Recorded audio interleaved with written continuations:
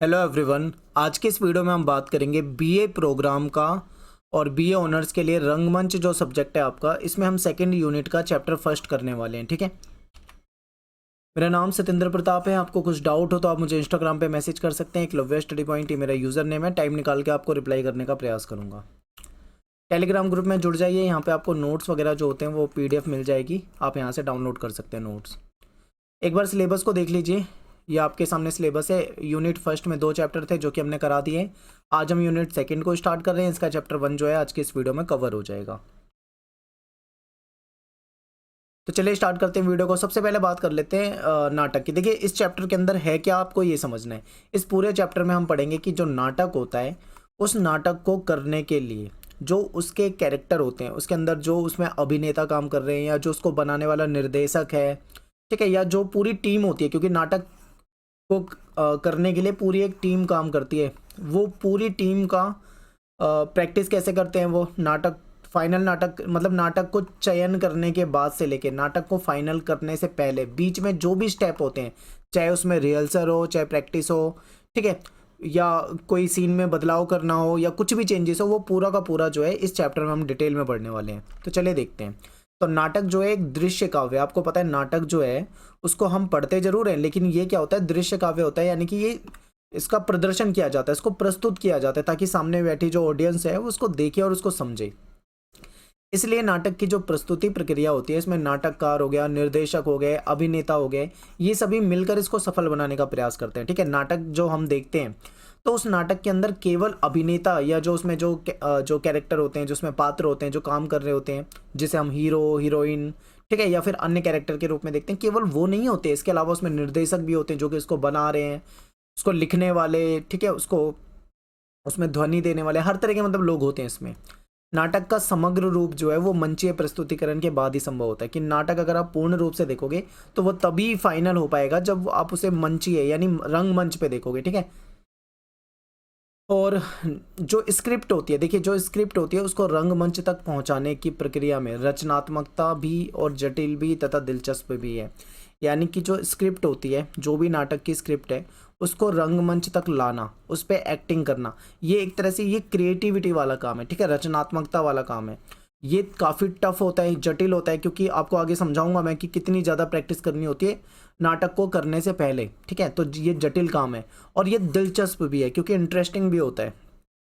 इस प्रस्तुति प्रक्रिया में निर्देशक हो गए, अभिनेता हो गए, जो और सहकर्मी होते हैं, ये सभी निर्णायक भूमिका निभाते हैं, क्योंकि सबके मिलने से, सब मिलकर काम करते हैं तभी एक नाटक जो है सफल हो पाता है। ठीक है, सभी की भूमिका होती है, सभी का योगदान होता है इसमें। प्रस्तुति प्रक्रिया के माध्यम से ही नाटक ज़्यादा जीवंत और सृजनात्मक बनता है। ठीक है, जब कोई नाटक, जब उसको अच्छे से प्रस्तुत कर दिया जाता है तभी वो जीवंत नाटक कहलाएगा। अगर वो सफलतापूर्वक प्रस्तुत हो गया है तो, ऑडियंस को पसंद आ रहा है तो। नाट्य कृति का चुनाव, सबसे पहले अब स्टेप बाय स्टेप देखेंगे कि सबसे पहले क्या होता है। सबसे पहला होता है नाटक का चुनाव करना। ठीक है, जब भी कोई नाटक करना है तो सबसे पहले क्या करना पड़ेगा, नाटक को चुनना पड़ेगा। तो नाट्य कृति का चुनाव जो होता है वो रंग यानी रंगमंच में प्रस्तुति प्रक्रिया का पहला और सर्वाधिक महत्वपूर्ण काम होता है। सबसे फर्स्ट स्टेप होगा वो होगा नाटक को चुनना। ठीक है, नाट्य कृति के चुनाव के बाद संपूर्ण रंग प्रक्रिया का ताना बाना तैयार किया जाता है। जब नाटक चुन लिया जाता है, ठीक है, उसके बाद फिर कैसे वो होगा, कहाँ पे होगा, उसमें कौन से कैरेक्टर होंगे, वो सारी चीज़ें बाद में ध्यान रखी जाती है, बनाई जाती है। इसका मतलब ये है कि आप ये समझिए कि जो नाटक में जो भी जो उसके कैरेक्टर हैं, जो उनके संवाद हैं, ठीक है, उसका संप्रेषण करना, यानी उस चीज़ को सामने रखना जनता के सामने। अगर सही तरीके से सामने रख पा रहे हैं तभी नाटक जो है सफल हो पाएगा। नाट्यकृति का चुनाव जो है वो गंभीरता पूर्वक किया जाना चाहिए, बिल्कुल सीरियस होके। ठीक है, ऐसा नाटक चुनना चाहिए जिसको कर पाना, रंगमंच पे कर पाना संभव हो। नेक्स्ट है हमारा नाटक के उद्देश्य। तो नाटक करने वालों को सृजन का संतोष दे। ठीक है, नाटक का उद्देश्य ये होता है कि जो नाटक करने वाले कैरेक्टर हैं, चाहे वो उसको बनाने वाला निर्देशक हो, चाहे उसमें एक्टिंग करने वाले अभिनेता हों, ठीक है, या उसमें अन्य जो लोग होते हैं वो, तो इन सभी लोगों को सेटिस्फैक्शन दे। यानी कि नाटक जो है वो इनको सेटिस्फाई कर दे, इनको संतोष दे, तो हम कहेंगे कि नाटक सफल है। ठीक है, नाटक का उद्देश्य होता है कि जो उसको करने वाले हैं उनको संतोष दे। फिर क्या है कि सेकंड इसका उद्देश्य हो जाएगा कि दर्शकों को बांध सके, क्योंकि जो नाटक किया जा रहा है वो दर्शकों को दिखाने के लिए किया जा रहा है। अगर नाटक इतना दमदार है कि जनता उससे बंध पा रही है, अपने आप को मतलब पूरा टाइम नाटक पे दे रही है, तब हम कह सकते हैं कि भाई नाटक का उद्देश्य जो है पूरा है। ठीक है, यानी कि नाटक ऐसा होना चाहिए जो जनता को, दर्शक को बांध सके और उनको संतुष्टि दे सके, कलात्मकता के स्तर को भी बनाए रखे, कमजोर और रंग कला की दृष्टि से ढीली कृति परिश्रम और आशा अनुकूल परिणाम नहीं दे सकती। अब देखिए, मान लो कोई कमजोर स्क्रिप्ट ले लेते हैं, या फिर उसके कलाकार कमजोर हैं जो कि अच्छे से एक्टिंग नहीं जानते हैं, या फिर स्क्रिप्ट अच्छी नहीं उठा रहे हैं, तो ऐसे में अगर ये कोई भी कमी होती है तो अनुकूल परिणाम हमको कभी नहीं मिलेगा। ठीक है, सभी चीज़ अच्छी होनी चाहिए, नाटक की स्क्रिप्ट भी अच्छी होनी चाहिए, निर्देशक भी अच्छा होना चाहिए, उसके कैरेक्टर जो निभाने वाले लोग हैं वो भी अनुभवी होने चाहिए, तभी जाके कोई नाटक सफल हो पाएगा। श्रेष्ठ और कलात्मक नाट्यकृति का चुनाव करते समय प्रस्तुतिकर्ता, जो प्रस्तुत करने वाले होते हैं, उनको आर्थिक और मानव संसाधनों का भी आकलन कर लेना चाहिए। देखिए, नाटक जो करा जाता है उसमें पैसा भी लगता है, उसमें खर्चा होता है, क्योंकि भाई जो लोग उसमें काम कर रहे हैं उनको भी पैसे देने हैं। ठीक है, स्टेज का खर्चा, वहाँ पे जो मेकअप होगा, मेकअप आर्टिस्ट हो गए, या फिर उनकी वेशभूषा के लिए जो कपड़े किराए वगैरह पे लिए जाते हैं, बहुत मतलब कुल मिला के आर्थिक रूप से देखें तो उसमें पैसा लगता है। ठीक है, तो उसमें हमें कोई भी नाटक करने से पहले, जो भी नाटक करने वाली कंपनी है, उसको अपना आर्थिक बजट, जो भी उसका बजट है उसको देख ले, उसके पास जो संसाधन है उसका आकलन कर लेना चाहिए, तभी जाके नाटक को करना चाहिए। ठीक है, ऐसा ना हो कि हमने नाटक सिलेक्ट कर लिया, लोगों को भी रख लिया, बाद में पता लगा कि हमारे पास बजट ही नहीं है, तो वो चीज़ें नहीं हो पाएंगी। ठीक है, आगे देखिए, जिस दर्शक समुदाय के सामने नाटक को प्रस्तुत करना है, यानी जौन सी ऑडियंस के सामने इसको प्रस्तुत करेंगे, उसका इंटरेस्ट क्या है, उसके संस्कार क्या है, उसका सामर्थ्य क्या है, इसको भी ध्यान रखना। क्योंकि देखिए, मान लो कोई नाटक हो या कोई मूवी बनाने वाले फिल्म मेकर हो, वो हमेशा जो जनता होती है जिसको वो दिखा रहे हैं, जिसके लिए वो बना रहे हैं, वो उसके इंटरेस्ट को देखते हैं तभी बनाते हैं। ठीक है, ऐसी चीज़ ना बना दे जो जिसमें जनता का इंटरेस्ट ही ना हो, तो फिर उसे कोई देखेगा ही नहीं। तो सभी चीज़ों का ध्यान रखना होता है, इन सब बातों का ध्यान रखा जाता है, तभी जाके कोई नाट्यकृति होते हैं वो सफल हो सकती है। ठीक है, तो ये चीज़ आपको याद रखनी है।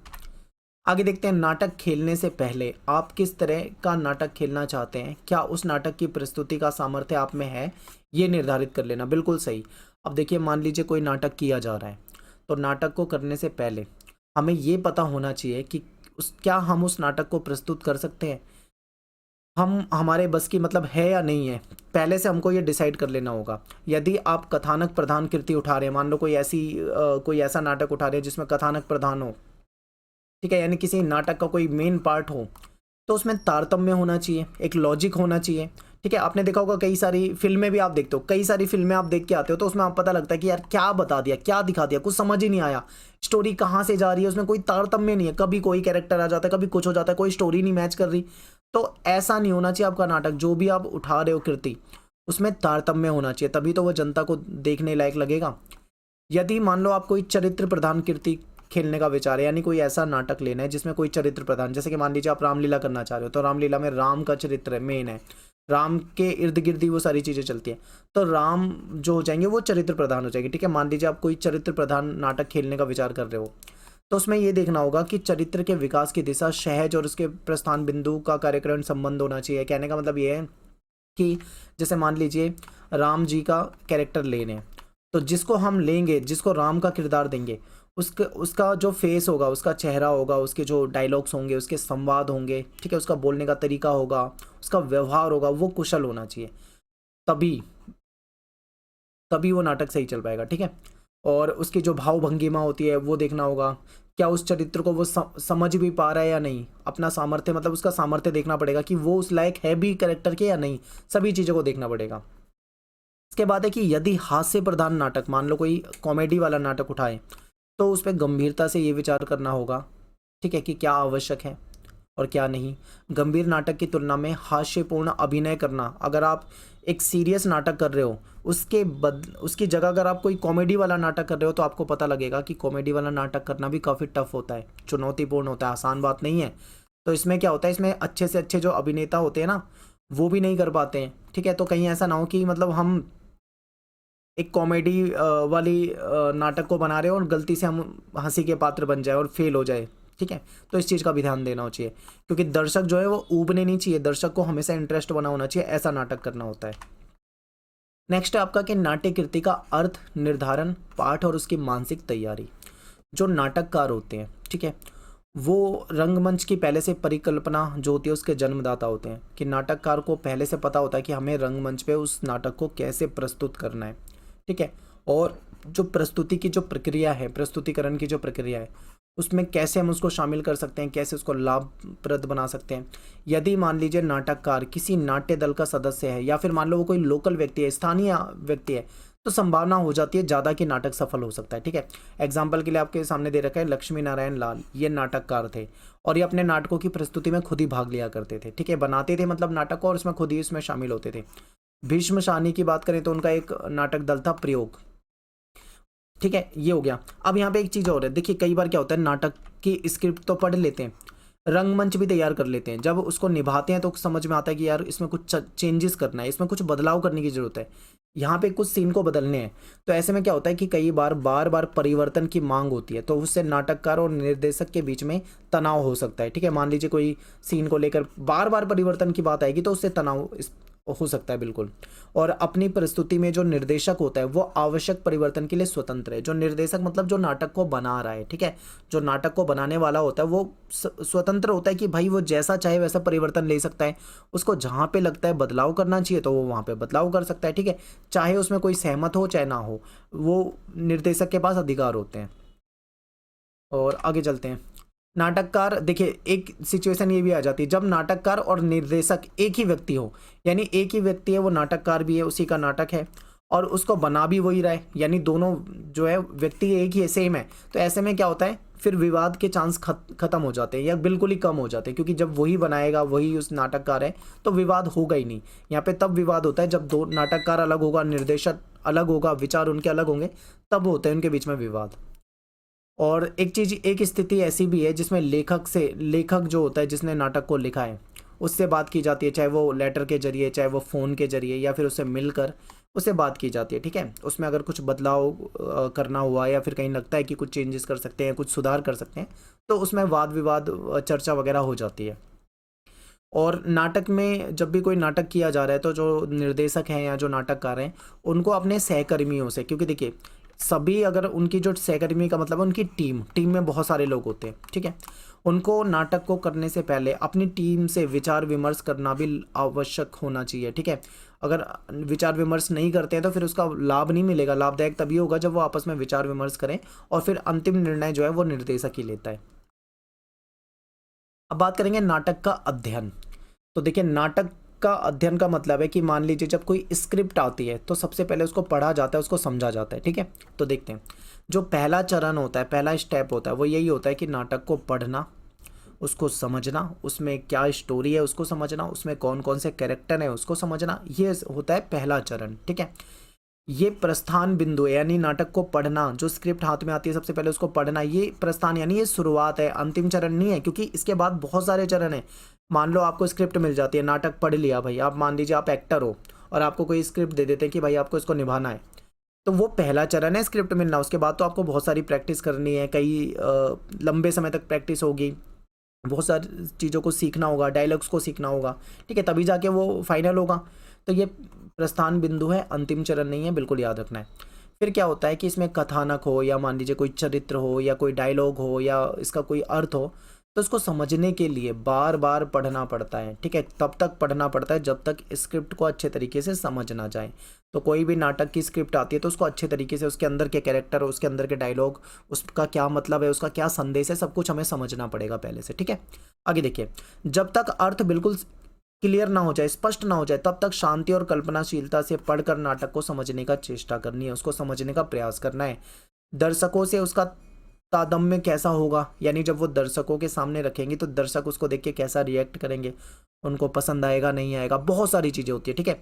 उसकी प्रकृति कैसी है, व्यंग्यात्मक है या उसका हास्यमूलक है या फिर उसमें कोई त्रासद वाली घटनाएं हैं, उसकी कथा स्थिति कैसी है, चरित्र कैसे हैं, ठीक है, उनका परिवेश कैसे होगा, जनता के मन तक वो संदेश पहुंचा पा रहा है, यानी सारी चीज़ों को देखना होता है। किसी भी नाटक को करने से पहले बहुत सारे पॉइंट होते हैं जो कि नाटककार बनाने वालों को सोचने पड़ते हैं, ठीक है।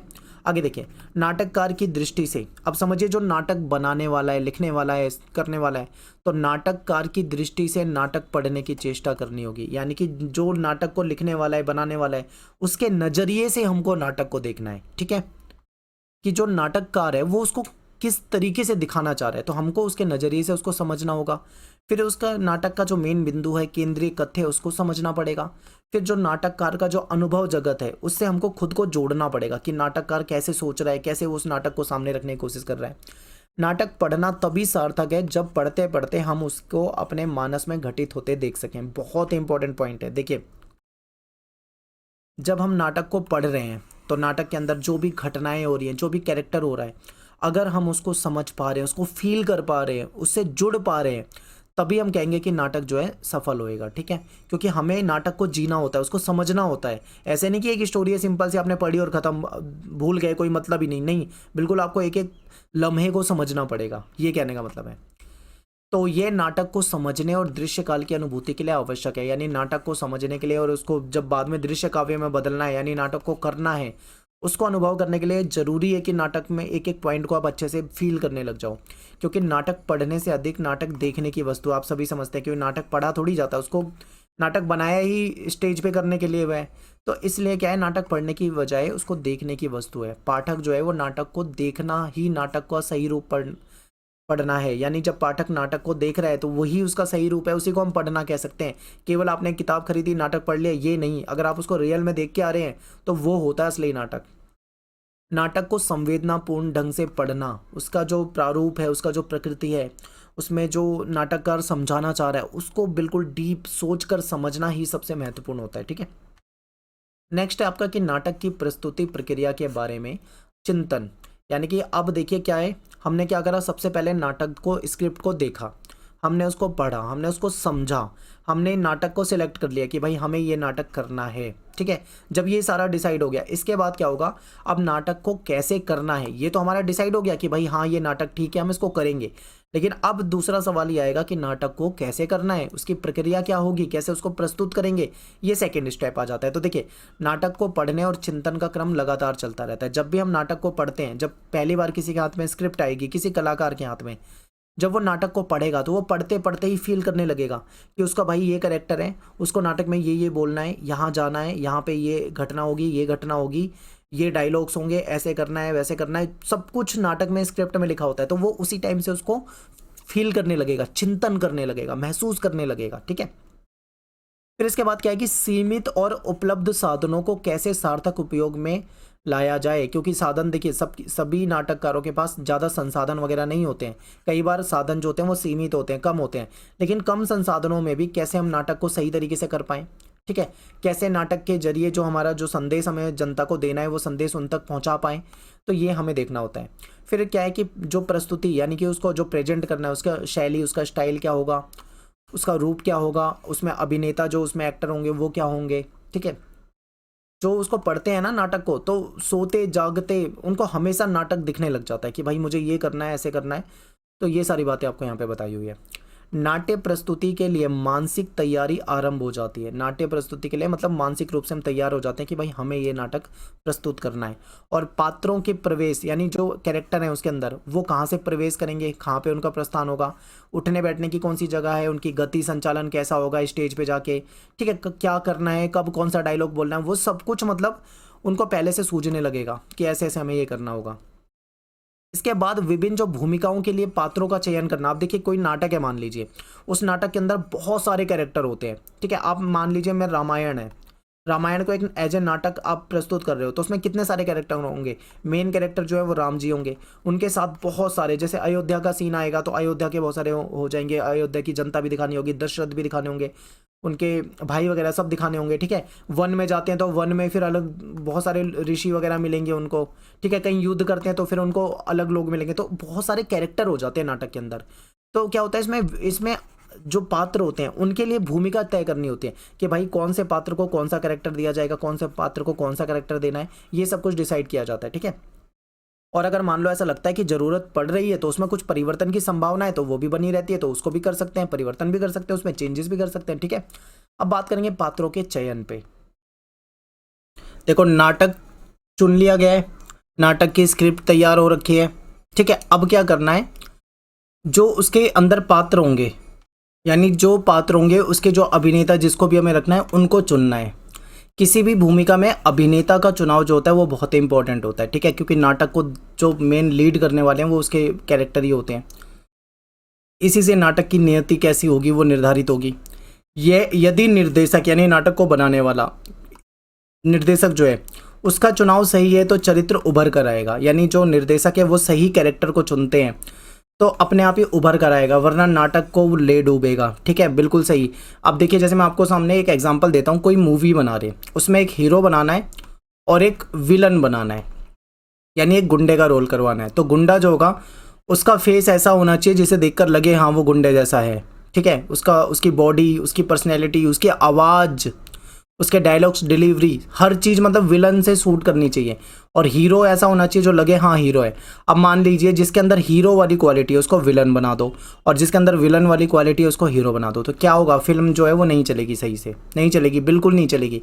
तो वही जो निर्देशक होता है उसको कैरेक्टर चुनना होता है, जैसा कैरेक्टर है उसको वैसा ही व्यक्ति चुनना पड़ेगा, वरना नाटक को ले डूबेगा। ठीक है, उसका सारा समय जो है वो अभिनेताओं को ट्रेनिंग देने में ही चला जाएगा।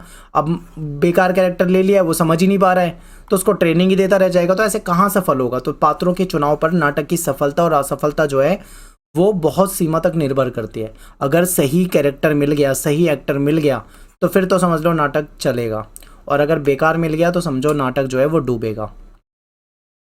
अभिनेताओं का चुनाव पात्रों की प्रकृति पर निर्भर करता है। ये मैंने आपको प्रकृति वही समझाया है कि अगर किसी गुंडे का रोल करवाना है तो ऐसे व्यक्ति को लेना है जिसकी पर्सनैलिटी गुंडे जैसी हो, उसकी हाइट, उसकी हेल्थ, उसकी बॉडी, उसका बॉडी लैंग्वेज, उसके डायलॉग्स, डिलीवरी, हर एक चीज़ मतलब उसकी गुंडों जैसी होनी चाहिए, तभी मतलब वो होगा। तो जैसा मतलब पात्र होता है ना उसके अनुसार ही मतलब हमको क्या करना होता है, एक्टर लेना होता है। ठीक है, जो उसकी मुख आकृति, जो उसका मतलब हाव भाव, वो सब कुछ वैसा ही हो। अभिनेता की दृष्टि, उसकी मुख मुद्रा, उसका बोलचाल का तरीका, ठीक है, दूसरे अभिनेताओं के साथ उसका व्यवहार कैसा है, तालमेल कैसा है, उसके अंदर सीखने की ललक कैसी है, अनुशासन कितना है, इन सब चीज़ों पे भी ध्यान देना पड़ेगा। जब कोई अच्छा एक्टर अगर आपको चुनना है तो ये सारी क्वालिटी उस एक्टर के अंदर होनी चाहिए। ठीक है, नेक्स्ट है आपका पूर्व अभ्यास या रिहर्सल। अब देखो क्या है, हमने क्या करा, नाटक सिलेक्ट कर लिया, नाटक के बाद हमने पात्र सिलेक्ट कर लिया, पात्र के लिए हमने अभिनेता भी सिलेक्ट कर लिया। अब सब कुछ तो हमारे पास आ गया है, अब हमको क्या करना है, नाटक की रिहर्सल स्टार्ट करनी है, यानी कि हम उसको प्रैक्टिस, क्योंकि अब डायरेक्ट थोड़ी आप सीधा स्टेज पे चले जाओगे और रंगमंच शुरू हो जाएगा, नहीं। रंगमंच पर जाने से पहले किसी भी नाटक की प्रैक्टिस करनी पड़ती है, उसमें एक एक महीना, दो दो महीना लग जाता है। ठीक है, इतनी इतनी समय तक प्रैक्टिस करते हैं तब जाके वो डायलॉग वगैरह उनको याद हो पाते हैं। तो देखिए, किसी भी नाटक के सफल होने के पीछे उसकी जो प्रैक्टिस होती है उसकी भूमिका बहुत ज़्यादा होती है। कलाकार जो होते हैं वो कई महीनों तक, कई घंटों तक लगातार प्रैक्टिस करते हैं, तब जाके उनका जो संदेश होता है वो जनता तक पहुंचाने में कामयाब होते हैं। ठीक है, रिहर्सल जो है वो कठोरतापूर्वक उसका पालन करना होगा, ये उसमें लापरवाही नहीं चलेगी। अगर हर एक कैरेक्टर कठोरतापूर्वक अनुशासन में रह के अपने अपने कैरेक्टर के लिए मेहनत करेगा तभी जाके नाटक सफल हो पाएगा। रिहर्सल की संपूर्ण जो प्रोसेस होती है, पूरी प्रक्रिया जो होती है, उसमें निर्देशक, सभी रंगकर्मियों के लिए आलोचक, सहयोगी मित्र और गुरु सब कुछ होता है। यानी कि जो रिहर्सल हो रही है उसमें जो निर्देशक है, जो नाटक को बना रहा है, ठीक है, वो सभी लोगों के लिए जो जो उसमें काम कर रहे हैं उनके लिए वह आलोचक भी होगा, यानी अगर कोई कमी होती है किसी चीज़ में तो उसकी आलोचना भी करेगा। उनका वो मित्र भी रहेगा क्योंकि वो उनको सिखाएगा, ऐसे करना है, वैसे करना है, ये डायलॉग्स ऐसे बोलना है। ठीक है, उनका गुरु भी होगा, यानी सभी हद तक निर्देशक जो होता है वो मेन होता है क्योंकि वो उसको बनाने वाला होता है। ठीक है, वही सिखाता है सब कुछ। इसके बाद है पूर्व अभ्यास का पहला चरण। ठीक है, ये तो आपको समझ में आ गया, रिहर्सल हमें करनी जरूरी है। अब इसका पहला स्टेप क्या होगा, तो पहला स्टेप क्या होता है कि अभिनेता जो होता है वो स्क्रिप्ट वगैरह जो होता है उसको पढ़ते हैं। ठीक है, नाटक के जो डायलॉग है उसको पढ़ेंगे, नाटक का अर्थ समझेंगे, उसका उच्चारण दोष जो भी उन्हें लग रहा होगा, प्रोनाउंसिएशन में कोई अगर कमी आ रही है तो उसको समझेंगे। नाटक के पात्रों और चरित्रों के बारे में विचार विमर्श करेंगे। ठीक है, यहाँ पे 2 बार विचार टाइप हो गया, माफ़ी चाहता हूँ। तो उसके बारे में विचार विमर्श करेंगे आपस में। चरित्र को अभिनेता कैसे प्रस्तुत करेगा इस पे चर्चा होगी, कैसे बोलना है डायलॉग को। ठीक है, संवाद का वाचन, यानी जो संवाद का मतलब होता है डायलॉग, वाचन मतलब बोलना, यानी डायलॉग्स को कैसे बोलेंगे वो कैरेक्टर, उसको समझना उनको पड़ेगा। इसमें 1 सप्ताह तक का समय लग जाता है इसको प्रैक्टिस करने में, समझने में। ठीक है, इसके बाद उसको दृश्य संयोजन, यानी कि मान लो स्टेज पे कैसे मतलब बोलना है, ये सारी चीज़ें देखेंगे। स्टेज का दृश्य क्या होगा, कहाँ पे, मतलब स्टेज में आपको पता होगा कि कई जगह पे सिंहासन लगा देते हैं, कहीं पे कुछ लगा देते हैं, जैसी ज़रूरत होती है वहाँ पे चीज़ें लगा देते हैं। कहीं घर इंडोर मान लो कोई है तो उसमें कमरा सा बना देंगे, विंडो बना देंगे, खिड़की वगैरह। तो पूरा जियोग्राफी समझाना पड़ेगा उनको कि कहाँ पे कमरा होगा, कहाँ पे दृश्य की स्थिति होगी, कहाँ पे दीवार होगी, कहाँ पे खिड़की होगी, कहाँ पे फर्नीचर होगा। हर एक चीज़ उनको समझाया जाएगा कि भाई इधर से आना है, इधर से जाना है, ये बोलना है, वो बोलना है, सारे डायलॉग वगैरह A to Z। ये क्या होता है, इसकी प्रैक्टिस करी जाती है, ठीक है। प्रथम अंक का दृश्य समायोजन करने के बाद जब पहला दृश्य बन जाएगा, मतलब उसकी प्रैक्टिस हो जाएगी, तो फिर कब किससे कहाँ संवाद करना है ये सारी चीज़ें समझाई जाएगी इसमें, ठीक है। दूसरे पात्र की उपस्थिति, जो सेकंड कैरेक्टर है वो कहाँ से उसकी एंट्री होगी, कहाँ पे बैठना होगा, पूरी स्क्रिप्ट जो है वो उनको समझाई जाएगी। इसमें 2 से 3 हफ्ते तक का भी टाइम लग सकता है, ठीक है। 1 हफ्ते से लेके 2 हफ्ते तक का टाइम लगता है। हालांकि ये कहा जाता है कि 1 हफ्ते के अंदर ये चीज़ हो जानी चाहिए, ठीक है। आगे देखिए, अब क्या है, हमने प्रैक्टिस का पहला जो चरण था वो कर लिया। अब प्रैक्टिस का यानी पूर्व अभ्यास का दूसरा चरण जो है इसको समझिए। इसमें क्या होगा, अभ्यास तक अभिनेताओं को दूसरे अभ्यास तक, यानी अब क्या है 1 से 2 हफ्ते तक प्रैक्टिस कर लिए, तो अब क्या होना चाहिए, जो संवाद है यानी जो डायलॉग्स हैं वो याद होने लगते हैं। जो उनको जो करने वाले हैं उनको डायलॉग्स याद हो जाएंगे। अभिनेता जितनी जल्दी स्क्रिप्ट अपने हाथ में लेना बंद कर दे और अपने संवाद डायरेक्ट बोलना शुरू कर दे, नाटक सफल होने के चांस उतने ज़्यादा हैं। पहले क्या होता है, शुरू में क्या होता है, जब प्रैक्टिस करते हैं तो डायलॉग याद नहीं रहते, तो हाथ में स्क्रिप्ट ले लेते हैं और स्क्रिप्ट को पढ़ के डायलॉग बोलते हैं। लेकिन जैसे जैसे प्रैक्टिस करते हैं तो उनको उनके डायलॉग याद हो जाते हैं, तो फिर उसको अपने हाथ से हटा देते हैं, स्क्रिप्ट को डायरेक्ट डायलॉग बोलते हैं, ठीक है। तो जो डायरेक्ट डायलॉग बोलते हैं, संवाद बोलते हैं, जितनी जल्दी ये काम हो जाएगा उतना ज़्यादा नाटक को सफल होने के उतना ही बेहतर सफल होने के चांस हो जाएंगे। अभिनेता मंच उपकरणों का सही उपयोग करना सीख पाएगा, इसका अभ्यास किया जाएगा। मंच पे कुछ उपकरण होते हैं, ठीक है। जैसे मान लो कोई युद्ध वाला सीन है, तो उसमें अगर 2 जने तलवार लेके लड़ रहे हैं तो मंच पे तलवार होगी, या मान लो बैठ के कोई बातें कर रहे हैं तो उसमें सोफे वगैरह लगे होंगे, या जैसा भी मतलब जो भी उपकरण यूज़ हो उसको करना सीख जाएगा। निर्देशक भी देखता है कि अभिनेता अपने पात्र के चरित्र की बारीकियों को समझ रहा है या नहीं समझ रहा, सही से निभा पा रहा है या नहीं निभा पा रहा। अगर उसमें कोई गलती है तो उसको बताता है, ठीक है। उसको प्रोत्साहित करेगा कि हाँ भाई हो जाएगा, डायलॉग याद कर, ऐसे इस तरीके से मोटिवेट भी करेगा। तो तीसरे चौथे सप्ताह तक ये स्थिति आ जानी चाहिए कि अभिनेता जो है उसकी गति सही हो जाए, उसके डायलॉग सही हो जाए, कार्य व्यवहार सही हो जाए, ठीक है। उसके जो डायलॉग बोलने का तरीका, उसमें उतार चढ़ाव सही हो जाए, उसका बोलने का लहजा सही हो जाए, ध्वनि उसकी सही हो जाए। तो ये माना जाता है कि 3-4 हफ्ते में ये सब हो जाना चाहिए, ठीक है। क्योंकि मान लीजिए एक एग्जाम्पल मैं आपको दे रहा हूँ, मान लीजिए रामलीला करनी है रंगमंच पे, तो जो राम जी का कैरेक्टर निभा रहे हैं तो उनको डायलॉग याद हो जाने चाहिए, ठीक है। उनको कौन से समय पे किस तरीके से बोलना है वो सब कुछ आ जाना चाहिए। नेक्स्ट है तीसरा चरण। तो अभिनेता धीरे धीरे नाटक में सहज होने लगेंगे, क्योंकि अब भाई कम से कम उनको 3-4 हफ्ते हो गए, महीना होने वाला है प्रैक्टिस करते करते, तो अब उनको बिल्कुल आसान लगने लगेगा, सहज लगने लगेगा। एक एक कैरेक्टर याद हो गया होगा, एक एक डायलॉग उनको याद हो गया होगा, तो अब उनके लिए हेजिटेशन खत्म हो जाएगी, ठीक है। जो झिझक होती है, जो डायलॉग बोलने में डर लगता है या कॉन्फिडेंस की कमी होती है, वो धीरे धीरे खत्म हो जाती है, क्योंकि प्रैक्टिस बहुत ज़्यादा कर चुके हैं। तो अब देखिए, संवाद, गतियाँ, कार्य व्यापार, ये सब कुछ सही होने लगेगा। नाटक के अंश जो है अब वो सजीव लगने लगेंगे, ठीक ठाक लगने लगेंगे। निर्देशक को यह देखना चाहिए कि आरंभ होने के 15 मिनट तक दर्शक सांस रोककर बैठें। अब देखिए क्या होता है, कुछ प्रैक्टिस करते हैं तो इनके अपने ही लोग दर्शक बन के बैठे होते हैं, तो इनको नाटक ऐसा करना होता है कि स्टार्टिंग के जो 15 मिनट होते हैं वो बहुत ज़्यादा निर्णायक होते हैं। अगर वो 15 मिनट इंटरेस्टिंग होते हैं तो ऐसे में क्या होगा, जनता जो है अपने आप को बांध के रखेगी, उसकी जिज्ञासा बढ़ेगी, वो नाटक के पात्र को, घटना को, जो कार्य व्यापार है या जो उन चीज़ें चल रही है उसमें उसकी जिज्ञासा बढ़ेगी। तो ये बहुत ज़रूरी होता है। आप देखोगे, मैं आपको बता दूं अपना खुद का एक्सपीरियंस, अगर मान लो मैं कोई मूवी देखता हूँ, अगर मुझे वो शुरू के 15 से 20 मिनट में अगर वो ठीक लगती है तो ही मैं उसको आगे देखता हूँ। अगर मुझे लगा कि भाई नहीं समझ में आ रहा, बकवास फिल्म है, तो उसको वहीं पर रोक देते हैं, फिर हम देखते ही नहीं है। तो वही चीज़ नाटक पर लगती है। अगर शुरू के 10 से 15 मिनट में अगर दर्शक को लगा कि हाँ भाई हमको दिखा रहा है, कुछ बढ़िया चल रहा है, समझ में आ रहा है, इंटरेस्ट उसका आ रहा है और वो उत्सुकता के साथ उस चीज़ को देख रहा है, तो नाटक चलेगा। लेकिन अगर शुरू के 15 मिनट में फर्स्ट इंप्रेशन ही खराब हो गया तो फिर आगे नाटक नहीं चलेगा। ये चीज़ होती है, ठीक है। तो दर्शक जो होते हैं उसके अंदर उत्सुकता जगानी होती है। आई होप आपको समझ में आ रहा होगा। आगे चलते हैं। पूर्व अभ्यास का चौथा चरण, इसको आप फाइनल मान लो, यानी कि जो नाटक किया जाता है, नाटक से ठीक पहले जो लास्ट रिहर्सल होती है, ये रूल तो ये कहता है कि 1 हफ्ते पहले नाटक की फाइनल रिहर्सल कर लेनी चाहिए। लेकिन अगर मान लो नहीं टाइम होता है या कोई दिक्कत आती है तो कम से कम नाटक से 1 से 2 दिन पहले तो कर ही लेनी है, ताकि नाटक के समय में किसी को कोई दिक्कत ना आए। तो प्रदर्शन पूर्व अभ्यास के लिए निर्देशक समय निकालकर अपने जो विशेषज्ञ होते हैं, उसके एक्सपर्ट होते हैं, उनसे वेशभूषा, रूप सज्जा, दृश्य बंद, डिजाइन वगैरह जो होता है उसके बारे में विचार विमर्श करते हैं। प्रदर्शन में एक सप्ताह पहले यदि दृश्य बंद खड़ा, दृश्य बंद का मतलब होता है जो स्टेज होती है, स्टेज पे जो भी चीज़ें लगानी होती है वो सब कुछ उनको पहले से खड़ा कर लेना है, बना लेना है, तैयार कर लेना है, ताकि जो अभिनेता हैं वो उसका उपयोग कर सकें, वहाँ पे प्रैक्टिस कर सकें। ठीक है, स्थलों की उनको जानकारी हो जाए।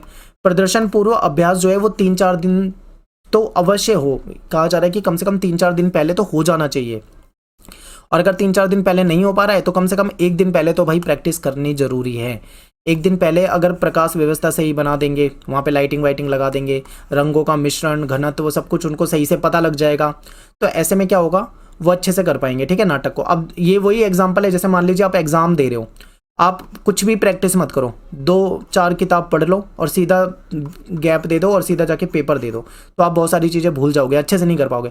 लेकिन अगर आप पेपर से एक हफ्ते पहले तक खूब प्रैक्टिस कर रहे हो, रोज आप पेपर सॉल्व कर रहे हो, क्वेश्चन पेपर सॉल्व कर रहे हो, तो आपको अनुभव हो जाएगा, एक्सपीरियंस हो जाएगा, तो जब आप पेपर देने जाओगे तो आप बेहतर कर पाओगे। सेम यही चीज़, नाटक को करने से 1-2 दिन 4 दिन पहले अच्छी फाइनल प्रैक्टिस भी हो जानी चाहिए उसकी। ठीक है, तो यही यहाँ पे समझाया जा रहा था। आई होप आपको समझ में आएगा। मिलते हैं आपसे नेक्स्ट वीडियो में। Thanks for watching. जय हिंद, जय भारत।